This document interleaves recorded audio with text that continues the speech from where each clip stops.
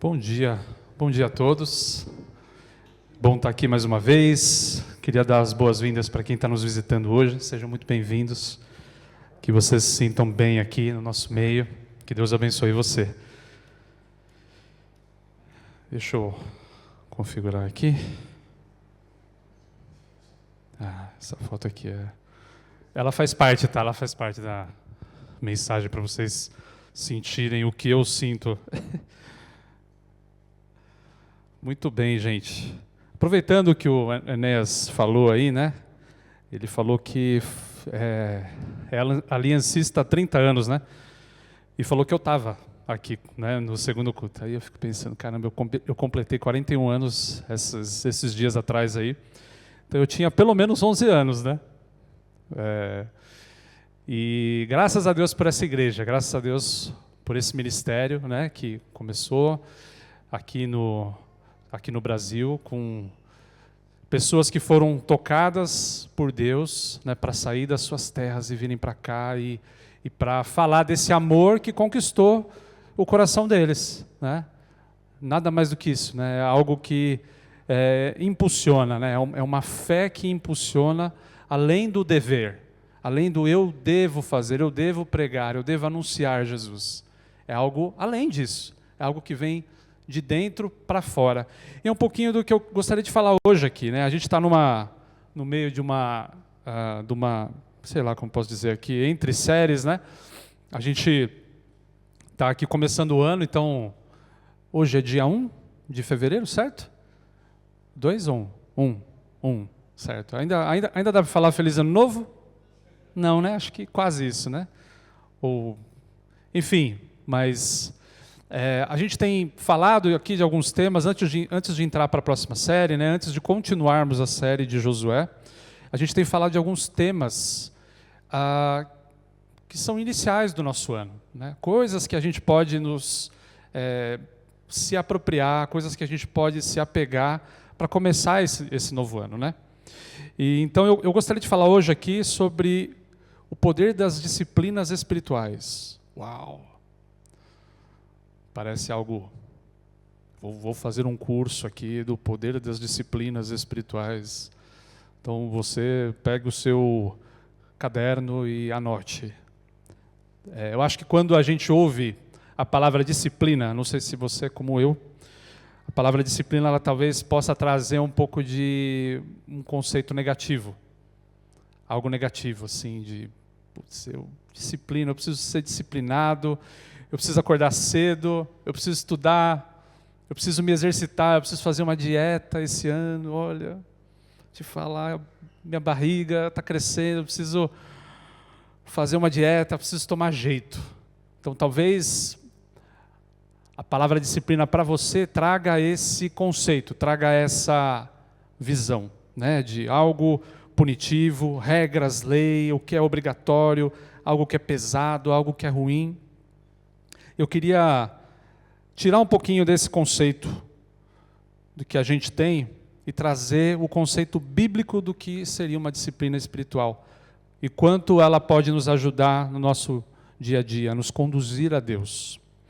Eu queria ler com vocês Gálatas 6:8, e aqui eu trouxe a versão da NVT. E, pessoal, assim, quando é uma mensagem temática, a gente tende a não ficar num versículo só e não num texto. Então, a gente vai dar algumas passeadas aqui, mas está tudo aqui dentro, né, dos slides, vocês vão ver aqui os versículos, tá?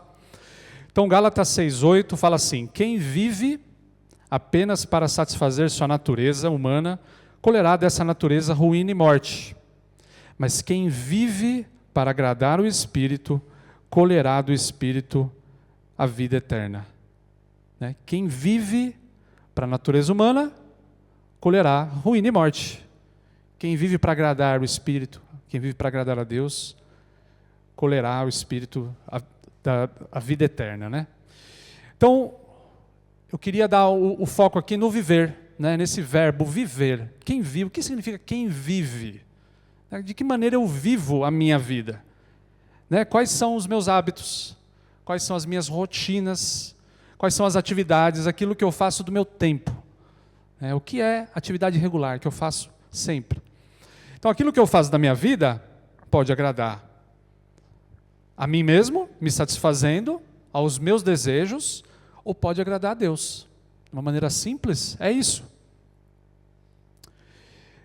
1 Timóteo 4:8, também aqui um outro versículo que traz também um pouco desse conceito aqui, do que é uma disciplina espiritual, né? Então fala assim: o exercício físico tem algum valor, mas exercitar-se na devoção é muito melhor, pois promete benefícios não apenas nessa vida, mas também na vida futura. Então aqui mais um versículo, né, que fala aqui sobre o exercício, né, traz essa comparação com o exercício físico, né, que também nos lembra como disciplina, né, eu tenho que me exercitar, eu tenho que fazer algo bom para a minha saúde, eu tenho que cuidar do meu corpo, né? E esse versículo fala que tem algum valor, isso é algo que nós temos que valorizar na nossa vida, mas ele é um exercício, é um benefício que ele é limitado, né? Ele é limitado ao nosso corpo, ele é limitado a essa vida apenas. Mas quando a gente está falando de um exercício na devoção aqui, a gente está falando de um exercício que a gente pode chamar de espiritual, é um exercício que pode transformar o nosso coração. E ele traz benefício não só nessa vida, então ele traz também benefício na nossa vida aqui e na nossa vida futura, né? Atinge todas as áreas da nossa vida. Relacionamento com pessoas, relacionamento com o nosso Deus, caráter, família, trabalho, as nossas emoções. É um pouco sobre isso que eu queria falar hoje. Eu queria orar mais uma vez, pedindo que Deus nos abençoe. Nosso Deus, nosso Pai, nós te agradecemos por esse culto, por essa igreja, por nossas vidas, pelo Senhor que nos conduziu até aqui, Pai. E nós te agradecemos, Pai, pelo que o Senhor vai falar, que o Senhor já está falando aos nossos corações, Pai, através dessas músicas que tanto ministraram a nós, através do que o Vinícius falou aqui, Pai, sobre relacionamento, sobre intimidade com Deus. Nós queremos aprender, Pai, mais como sermos mais como Jesus, como entregarmos as nossas vidas e termos um tempo de relacionamento com o Senhor, Pai. Eu peço que o Senhor fale a cada um de nós, no seu nome, Jesus. Amém. Amém. Olha, geralmente quem prega, né, acaba falando, nossa, o louvor realmente foi um prelúdio do que a gente iria falar, né? E muitas vezes isso acontece de forma natural, a gente não fala, a gente não combina, mas dessa vez foi combinado, dessa vez foi, né? E tende a ser bom isso, né? Quando a gente se fala, a tendência é que o culto seja mais temático, né? A gente consiga alcançar mais pessoas, né? Dentro desse tema, né? Que a gente gostaria de compartilhar. Então, fazendo uma recapitulação aqui, né? Sobre o que a gente aprendeu através desses versículos aqui, e um pouquinho do que eu gostaria de falar aqui sobre disciplina espiritual, é que tem a ver com hábitos diários, tem a ver com os nossos hábitos, aquilo que a gente faz diariamente, né? Não é legalismo, mas é um treinamento espiritual. A gente pode encarar dessa forma, porque envolve um esforço, envolve renúncia do nosso tempo, daquilo que a gente vai fazer da nossa vida. Então, sim, tem um certo nível de esforço. E outro ponto é que as disciplinas espirituais, elas nos conduzem a Deus, né? Ela não é um fim, né? Ela não é um fim, ela é um meio para nos conduzir a Deus.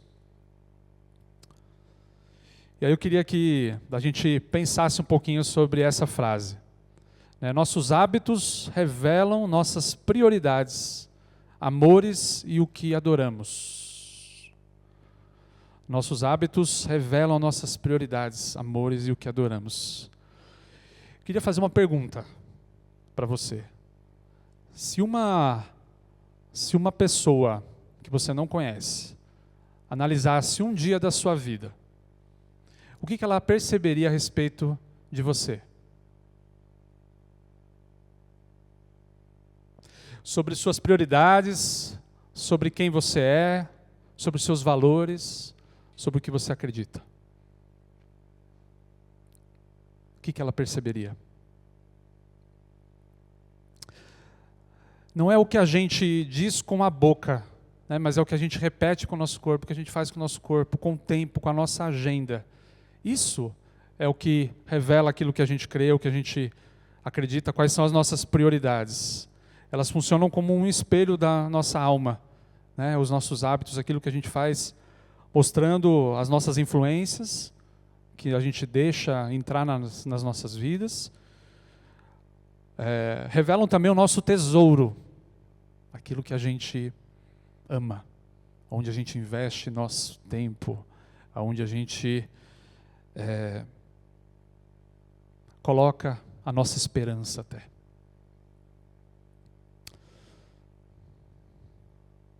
Então eu queria conversar aqui um pouquinho, né, sobre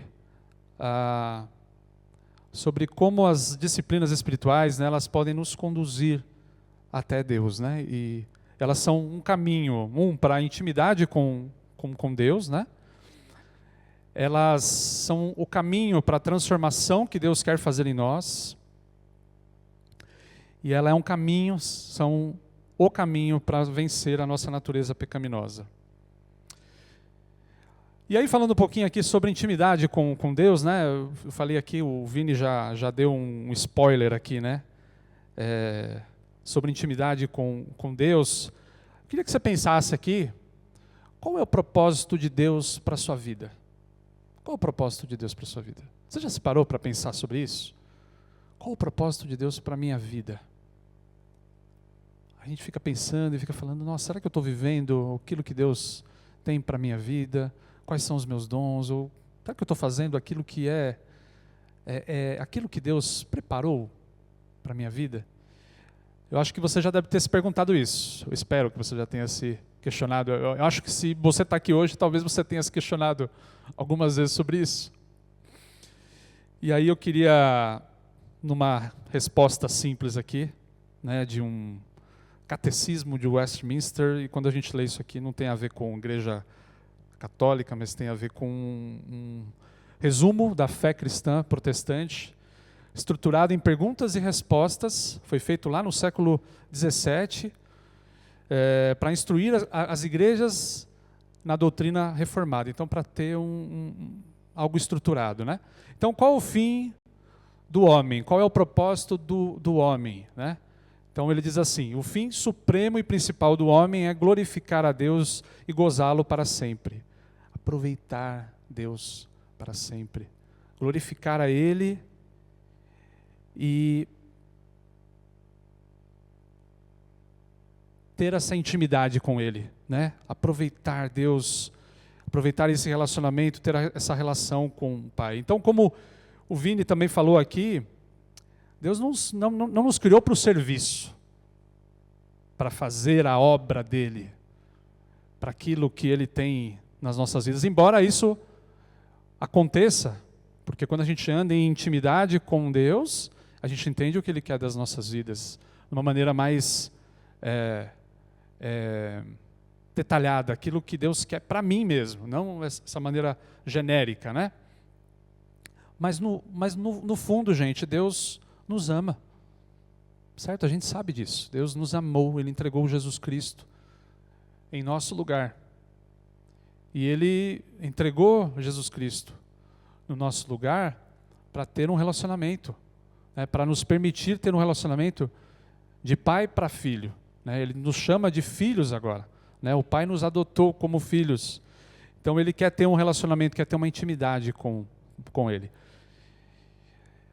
Mas às vezes a gente não quer ter tanta intimidade com Deus. A gente quer deixar Deus um pouco distante das nossas vidas. Né? Eu quero Deus até um certo ponto da minha vida, assim, que não vai incomodar muito minha semana, que não vai muito além das minhas escolhas. Eu quero ter um Deus no banco do passageiro, assim, sabe? Eu quero dirigir a minha vida, quero conduzir a minha vida, mas não quero que Deus controle as minhas ações, não quero que Ele entre tanto assim na minha vida.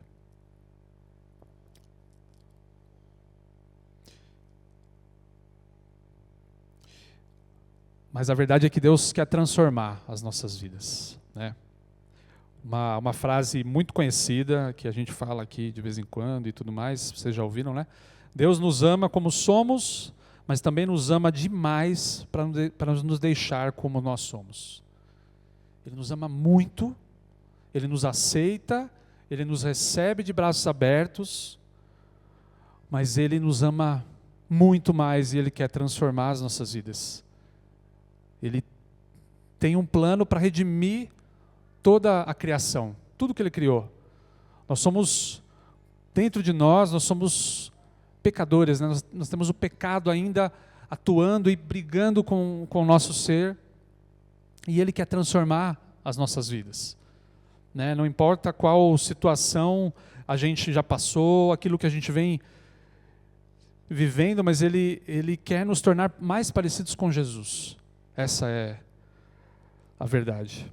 E aí algo que vem na minha mente, né, quando eu penso em transformação, é o texto de Romanos 12:2, né, que a gente falou tanto e que foi tema até da nossa série, né?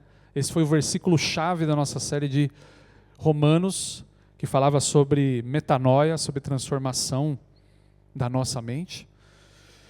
Então, não se amoldem ao padrão deste mundo, mas transformem-se pela renovação da sua mente, para que vocês experimentem a boa, agradável e perfeita vontade de Deus. Então não é uma transformação que vem por atos, por esforço próprio, não é uma transformação não natural, artificial, se eu posso dizer, mas é algo que cresce no coração. Deus trabalha no coração, através dessa mudança de mente. Então, quando eu me conecto com Deus de maneira sólida, eu entendo a vontade dEle através da Bíblia, Ele vem transformando meu coração, Ele vem transformando aquilo que eu penso sobre a minha vida, os meus propósitos, os meus valores. E última coisa, né, vencer a natureza pecaminosa, né? Pus uma foto interessante aqui com a IA, pedi uma ajuda para ela, aqui não dá para ver muito bem, mas pensa num iceberg, um iceberg ali, né, com a ponta pequena, e aí a gente tem os pecados conscientes, aquilo que a gente conhece como pecados que nós conhecemos, né? Então, todos nós temos um pecadinho de estimação, ou temos alguma coisa que a gente luta, né? E pensa aqui embaixo, você tem um iceberg 3 vezes maior do que a parte de cima do que o topo, e você tem os pecados enraizados, aqueles pecados que a gente não conhece ainda. Pecados, é o pecado por trás do pecado, é aquilo que a gente se baseia, a nossa afirmação, a nossa identidade, aquilo que a gente acredita, aquilo que te faz pecar, aquilo que você pensa e quando você vê, você já está pecando, mas você está sentindo falta de alguma coisa e é aquele pecado enraizado, é aquela mentira que você acredita, né? O cuidado da alma nos abriu bastante os olhos para essas coisas. E aí um trecho aqui, uma citação aqui do livro do Tim Keller, Deuses Falsos. Diz assim: o coração humano é uma fábrica de ídolos. Então, nosso coração fabrica ídolos, nós adoramos outras coisas, né? Ele fala assim também, né? Um ídolo é qualquer coisa mais importante para você do que Deus. Qualquer coisa que absorva o seu coração e sua imaginação mais do que Deus. Qualquer coisa que você busque para lhe dar o que só Deus pode dar. Qualquer coisa que seja tão central e essencial para a sua vida, que se você perdesse, sua vida quase não valeria a pena ser vivida. Forte? Faz sentido para você? Consegue pensar em alguma coisa que é para você assim? consegue imaginar alguma coisa que, se você não tivesse, você ficaria sem chão, você teria dificuldade na sua vida de viver? São essas coisas que Deus quer trabalhar na sua vida, na minha vida também. Então, eu queria entrar aqui na parte mais prática e falando um pouquinho de quais são as disciplinas espirituais. Aqui não é uma lista exaustiva, não é a única lista, não é algo, nossa, eu vou tirar uma foto aqui porque essa é a regra de ouro da fé cristã. Não, não é isso, não é essa a ideia. A ideia é dar algumas possibilidades para nós, né? E aqui eu vou falar um pouco de testemunho pessoal, né? Eu vou falar um pouquinho de como a gente tem tentado, né, viver isso na nossa vida. Então, a primeira coisa, né, que é a coisa mais essencial, ao meu ver, né, é a leitura e a meditação da palavra, né? A palavra com letra maiúscula, né? Então, ela é a palavra de Deus. Então, sendo a palavra de Deus, é algo que vem de Deus para nós. É a palavra dele escrita, é a revelação de Deus nas nossas vidas, né? E a gente vai entrar aqui um pouquinho depois. A oração, adoração, comunhão, confissão.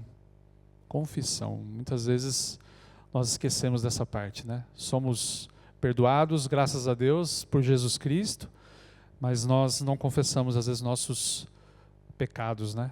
E uma parte mais difícil ainda, que fala lá em Tiago, se não me engano, 4, fala: confessem os pecados uns aos outros para serem curados. Essa é a parte. Eu entendo que aqui é o ápice de uma comunidade verdadeira. Uma comunidade que tem tanta intimidade uns com os outros, tanta abertura. Estamos tudo junto aqui, todos somos pecadores, todos somos, né, essa consciência, e a gente confessa, a gente se permite até confessar e abrir para os outros as nossas falhas, mas não para confessar como se estivesse confessando para um padre, sabe? Que a pessoa só ouve, mas eu estou aqui, vamos orar junto? Eu também tenho essa mesma luta, vamos caminhar juntos? Serviço, também, serviço aqui na igreja, serviço na extensão também de servir a Deus aonde quer que você esteja. Jejum. Então eu queria trazer aqui, então, algo mais prático, né, novamente, e eu não vou ter tempo de falar de cada uma delas, mas eu queria, né, como eu fiz aqui, gastar um tempo do porquê, né, do porquê eu preciso fazer isso, porquê que é importante essas coisas. Porque como a transformação ela vem de dentro para fora, se eu simplesmente chegasse aqui e falasse para vocês, ó, gente, é o seguinte, a gente tem que ler a Bíblia, a gente tem que orar, a gente tem que confessar, a gente tem que servir na igreja, bora lá? Eu acho que não ia surtir efeito. Não é assim que Deus trabalha nas nossas vidas. Não é verdade? Então, eu queria gastar um tempo nesse tempo devocional com Deus, que eu acredito que é algo que a gente faz, se fazemos, e que engloba algumas disciplinas, engloba alguns hábitos espirituais que nos ajudam a nos aproximar de Deus, né? Então, falando sobre tempo devocional com Deus, eu acho que a primeira coisa que me vem à mente aqui é separar um tempo, né? Separar um tempo com Deus. E aí quando eu penso no meu dia a dia, e você tem o seu dia a dia aí, corrido e tudo mais, talvez você pense assim, né? Até como o próprio Vini disse hoje, nossa, eu tenho tanta coisa para fazer hoje, se eu parar um momento do meu dia aqui, vai descarrilhar tudo aqui, sabe? Eu não vou conseguir, sei lá, lavar minha louça, não vou conseguir de manhã, não vou conseguir me preparar para ir para o trabalho, não sei o quê. E eu queria que a gente pensasse nesse tempo como um tempo de renúncia nosso, mas também um tempo em que eu confio em Deus, aquela parte do meu tempo, e que Ele vai suprir todo o resto. Eu confio em Deus que naquele período em que eu vou parar para fazer meu devocional, Deus vai suprir o resto, eu vou conseguir dar conta de fazer o resto das minhas coisas. Esse é o tipo de coisa que se aplica com dízimo também. Quando eu abro mão do meu ganha-pão ali, meus 10%, aquilo que eu estou investindo para o reino, eu confio que Deus vai suprir o resto. Eu tenho confiança de que Deus vai me abençoar e que aquilo não vai me faltar. Então é um exercício de fé também para as nossas vidas.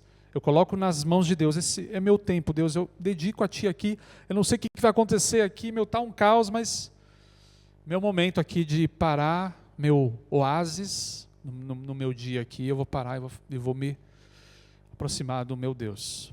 Então eu queria que você pensasse dessa forma. Eu queria que você pensasse também, como diz lá em Colossenses 3:2, pense nas coisas do alto e não nas coisas da terra. Quando a gente está muito envolvido no nosso dia a dia, quando a gente está no nosso corre, né, fazendo as nossas coisas, a tendência é que a gente fique aqui nesse mundo terreno, né? Tem que trabalhar, tem que estudar, tem que cuidar dos filhos, tenho que ir na academia, tem, sei lá, um monte de coisa, né? Cursos, outras coisas. Tenho que dormir, porque dormir também é importante, né? Mas a gente fica muito no mundo terreno. Então, até em outras coisas, né? Eu tenho que comprar um apartamento, tenho que trocar de carro, tenho que fazer compra no mercado, sei lá, várias coisas. E aquilo vai tomando conta da nossa mente e vai nos fazendo viver por aquilo, por aquele caminho que é o caminho terreno. Então é o tempo que para eu ordenar as minhas prioridades, né? Então quando eu paro, eu tenho esse tempo devocional, eu tenho um tempo para reordenar as minhas prioridades e falar, o que é importante mesmo? O que é importante na minha vida? O que a minha fé diz que é importante para mim? Que eu estou esquecendo aqui, que a Bíblia vai me ajudar a lembrar, a clarear, que é importante? É um pouco sobre isso. E uma dica, mas que não é algo fechado, prefira fazer ter esse tempo devocional na parte da manhã. Por que eu falo isso? Eu sempre fui alguém que nunca fiz durante a manhã. Eu, na verdade, para ser bem honesto, gente, dos meus tantos anos aqui de fé cristã, eu nunca tive um tempo devocional muito firme. Sempre fui vacilante, assim, sabe? Às vezes sim, às vezes não, outras vezes mais, meses bons, meses ruins. E eu vou chegar lá sobre isso, tá? Eu vou falar um pouquinho sobre isso. Eu acredito que tem a ver com o conceito de que eu achava que era uma religião que eu precisava fazer e tudo mais. Se eu não fizesse, Deus ia ficar bravo comigo. Talvez você pense assim. Talvez você pense dessa forma. Mas voltando para o que eu estava querendo dizer aqui, por que eu acho que tem que ser de manhã? Porque aquilo que você vai refletir, você vai ler durante a manhã, ele vai permear aquilo que você vai conduzir no seu dia. Então ele vai alinhar as prioridades daquilo que você vai fazer com o seu dia. Então você pode ter mudanças de atitude na forma como você trata os seus filhos, na forma como você trata a sua mãe, o seu pai, na forma como você trata alguém no trabalho, porque você leu alguma coisa que te impactou. Porque Deus mexeu com você naquela manhã e você falou, não posso seguir do jeito que eu estou seguindo aqui. Eu preciso ter uma conduta diferente. Deus, me ajuda. Deus, me ajuda. Não é um esforço próprio. E aí, indo para o final, eu sempre gosto de falar que indo para o final, porque aí vocês já sentem assim, ufa, né? Nossa, que bom. Mas não está tão no fim assim, mas vamos lá. Então, se eu tivesse que dar uma dica, e aqui de novo, né, não é algo também que tem que ser assim, sempre assim, mas é uma experiência própria, e aí você pode conversar com outros amigos, você pode ter a sua experiência, eu espero que você tenha a sua, eu até gostaria que você compartilhasse até comigo, para a gente trocar figurinhas, né? Mas o importante, né, é começar com oração. Então, o nosso culto aqui, a gente começa com uma oração. Tudo que a gente faz, né, a oração, ela nos coloca nos trilhos. Ela endireita o nosso pensamento, ela nos faz olhar para cima e não para o nosso umbigo, né? Então, peça a Deus para Ele abrir o seu coração e revelar a palavra dEle. Peça a Ele, inclusive, diga a Ele com sinceridade que você não está afim de fazer devocional, por exemplo. Se você tiver essa coragem, como Davi tinha, tenha essa abertura com o seu Deus. É um tempo de intimidade com Ele. Deus, eu não estou afim. Estou cansado, estou com sono, acordei cedo, tem criança chorando, e eu sei que eu vou ter que sair daqui a pouco e bater em alguém, mas me acalma, esse é o meu tempo com o Senhor. Me ajuda, Pai, me ajuda. Adoração, aqui eu chamo de opcional, mas eu quero dizer aqui o quanto isso é importante para mim. Esse tempo de louvor que nós tivemos aqui, além de ser uma adoração, né, a Deus, a gente dirige a nossa adoração a Deus, né? A gente declara coisas que Ele é nosso Salvador, que nós confiamos nele e tudo mais. Ele é um tempo que nos quebranta, né? Vocês sentiram quebrantados aqui hoje, de manhã? As músicas conduziram vocês a uma adoração, a um coração contrito. Às vezes a gente chega aqui, sei lá, se você vem de carro, às vezes você está com o rádio ali ligado, você está ouvindo outra coisa, a gente não está na sintonia certa, né? E aí quando a gente chega aqui, a gente ouve algo, a gente para, a gente ora, a gente canta músicas que nos ligam a Deus, né? Então o objetivo aqui principal é você, com certeza, adorar a Deus, mas também preparar o seu coração para aquilo que Deus vai fazer, o que Ele vai falar com você. Leitura da Bíblia, aí você realmente é o tempo que você gasta ali numa Bíblia de papel, de preferência, gente. Uma Bíblia de papel. Pegue um livro, né? Pegue a Bíblia na mão. Não é um vídeo no YouTube, não é um shorts do Instagram, não é seu livro favorito, até cristão. É a Bíblia. É a Bíblia pura e simples. Pode ser um devocional? Eu acho que pode ser. Eu acho que a Bíblia ela é a palavra de Deus sem... Como eu posso dizer aqui? É pura, a palavra de Deus pura, certo? Então... É algo que, quando a gente faz no papel, quando a gente pega a Bíblia na mão, a gente evita as nossas distrações, a gente evita que o celular toque, a gente chega alguma mensagem ali, e você fala, nossa, preciso parar aqui. E aí a cabeça vai lá longe, né? A gente sabe como é. E aí você pega um livro da Bíblia, escolhe um livro. Eu tenho certeza que nenhum livro vai te decepcionar. Escolhe um livro, se você quiser uma dica. Eu dou a dica de você seguir o livro da nossa série, Josué, por exemplo. Ou pegue um livro do Novo Testamento, enfim. Pegue um livro e aí uma dica assim muito preciosa, e já entrando aqui na próxima parte, que é a meditação. Pode parecer um pouco zen isso aqui, mas não é zen. É aprofundar aquilo que você leu, né? Mas pega um caderno, anota.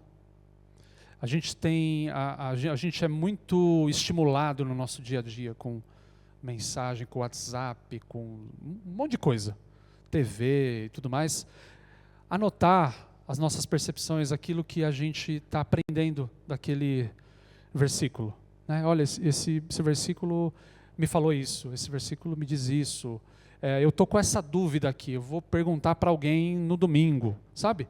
Então aqui uma dica preciosa é que muitas vezes a gente lê a Bíblia, passa ali, lê rapidão assim, lê lá um capítulo, por exemplo. E a gente pula para a oração sem fazer o devido aprofundamento, falar, o que isso tem a ver comigo? O que isso tem a ver comigo? Sim, significa alguma coisa para mim? Né? Então é isso, esse tempo de meditação é trazer da cabeça para o coração, como a gente já falou algumas vezes aqui. E aí, por último, né, o tempo de oração, novamente. E aí, muitas vezes, a gente tem a tendência de orar, de repente você leu, você meditou por aquilo, você aprendeu alguma coisa nova que vai te influenciar no seu dia, influenciar na sua semana, né, na sua vida. E aí você pula para uma oração completamente desconexa. Eu vou orar por fulano de tal que está sofrendo. Gente, precisamos orar uns pelos outros? Sim. A Bíblia fala que nós precisamos orar uns pelos outros. Mas aquele tempo é um tempo de você orar e falar, Deus, eu entendi aqui o que o Senhor quer dizer na minha vida. Eu entendi que o Senhor quer me transformar nesse ponto aqui da minha vida. E eu quero pedir a tua ajuda, Espírito Santo. Me ajuda a ser transformado pelo Senhor. Me ajuda a mudar isso aqui na minha vida. Eu tenho muita raiva quando acontece tal coisa. Eu às vezes fofoco com o pessoal do trabalho. Eu às vezes, quando passa uma mulher no trabalho, o pessoal fala alguma coisa e eu vou junto. Deus, me ajuda a mudar isso na minha vida. Então é esse tempo sagrado de você falar, Deus, me ajuda, eu entendi. Deus quer transformar a nossa vida, gente. E essa mudança, né, que a gente tanto espera, né, da nossa igreja, ou que a gente espera de outras pessoas, ela tem que começar conosco. Deus quer transformar a nossa vida, Ele tem coisas preciosas para fazer nas nossas vidas. E aí eu queria mostrar um vídeo para vocês aqui, para a gente terminar mesmo agora. Ana, se puder colocar aí para a gente, por favor.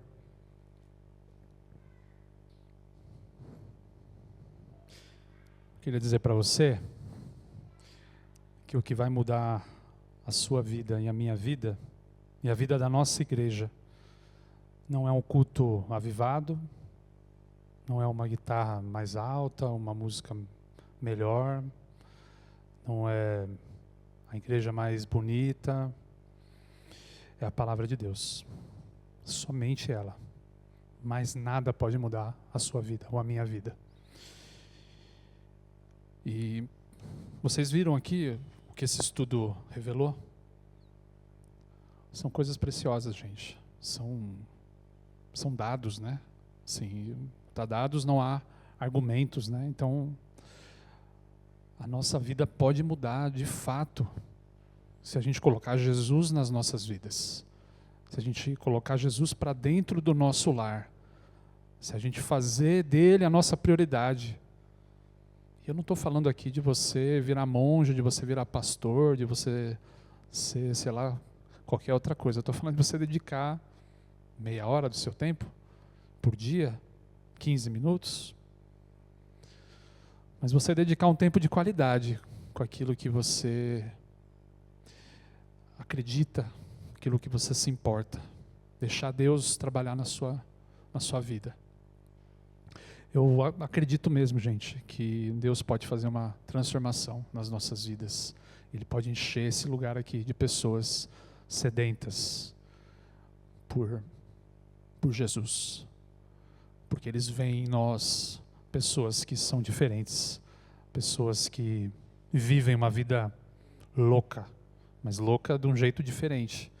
Eles acreditam em alguém que eles não veem, eles seguem um livro que pode parecer antiquado, mas eles vivem uma vida amorosa, eles percebem isso com seus filhos, eles percebem isso nos relacionamentos que nós temos com pessoas do trabalho. Quando você vai num restaurante, você não fica nervoso com o garçom, porque tudo bem. Faz diferença, Jesus, nas nossas vidas.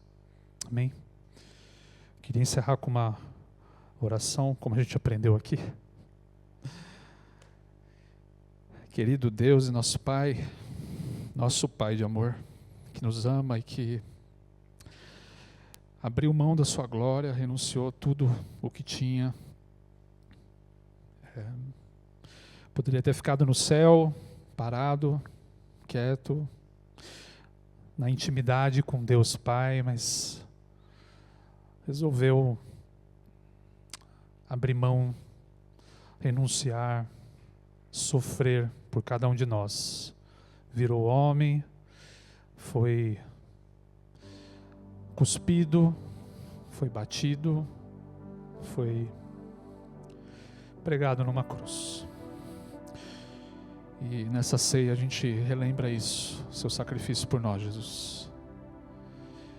Senhor, nós queremos o Senhor nos nossos lares, Pai. Nós queremos o Senhor na nossa vida, cada dia mais, Pai.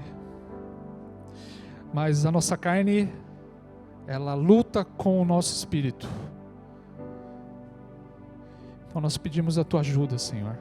Nós pedimos a Tua força, uma força que não é deste mundo, uma força que é uma força sobrenatural, que só o Senhor pode nos dar, Pai. Só aqueles que têm o Espírito Santo, que receberam Jesus como Senhor e Salvador, têm esse Espírito, Pai. Então nós te pedimos, Pai, Espírito Santo, nos ajuda durante essa semana. Nós queremos ver a nossa igreja sendo transformada, Pai. Nós queremos as nossas vidas sendo transformadas pelo Teu amor, de maneira prática. Nós queremos ser transformados para aquilo que o Senhor nos chamou a ser, Pai. Nós queremos viver uma intimidade contigo, como nós vimos aqui também, Pai. Aproveitar o Senhor como alguém que visita o pai que não via há muito tempo, como alguém que visita um avô, uma avó, que chega na casa e aquele cheirinho de bolinho de chuva, aquele tempo que eu vou sentar e vou ouvir as histórias de alguém que eu amo.